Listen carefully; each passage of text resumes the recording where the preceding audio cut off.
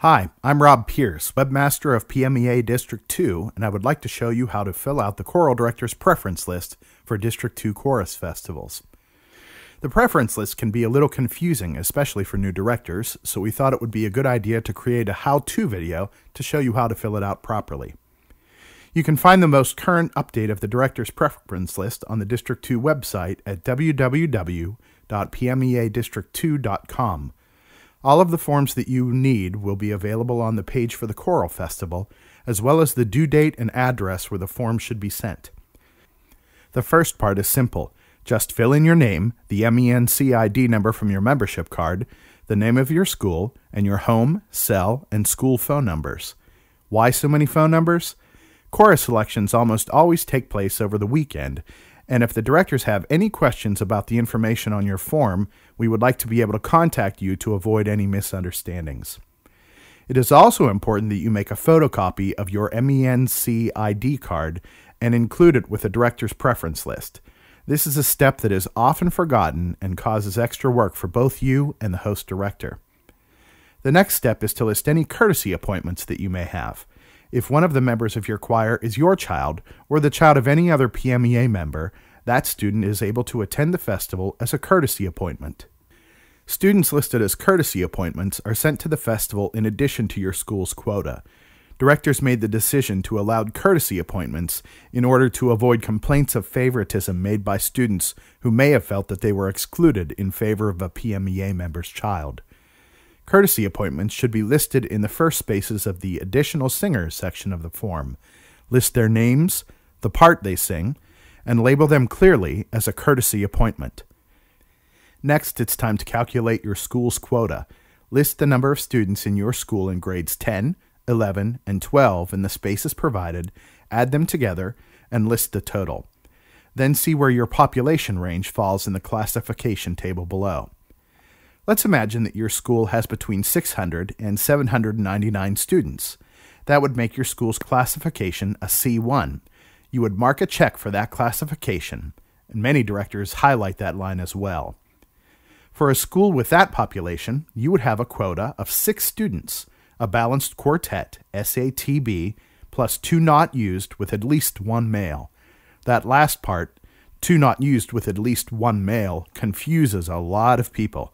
I'll explain it better in a minute. Let's do the easy part first, the balanced quartet. Start by listing a soprano 1 or 2, an alto 1 or 2, a tenor 1 or 2, and a bass 1 or 2. That takes care of 4 out of our 6 student quota. The last 2 students must be in 2 sections that are not used, and at least 1 must be a male. You may send 2 males if you like, but most directors have far more female members in their choirs than male, and this requirement helps us to balance sections much better. Suppose we would like to send an additional soprano. Since we have already sent a soprano 1, we can't send a second soprano in that section, since the other singers must be sent in sections that are not used. We could send her as a soprano 2 if she's able to sing that part. The final student must be a male and must also be placed in a section that hasn't yet been used. Let's suppose he's a tenor 1. Next, we have to list an alternate voice part for each student in our quota. It is sometimes necessary to assign students to alternate parts to improve the balance of the choir. So list a second part that each of your students is capable of singing.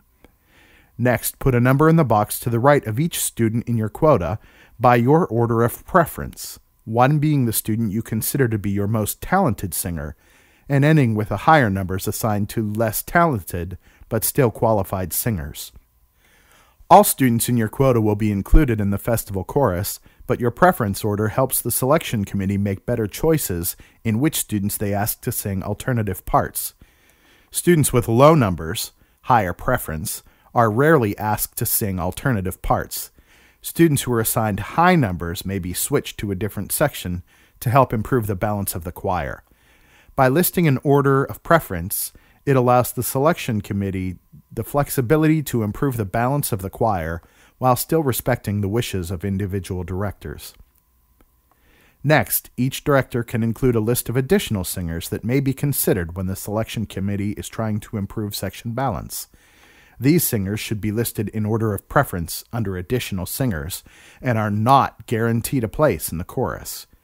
Notice that you must completely fill your quota before any of your additional singers can be considered for a spot in the choir.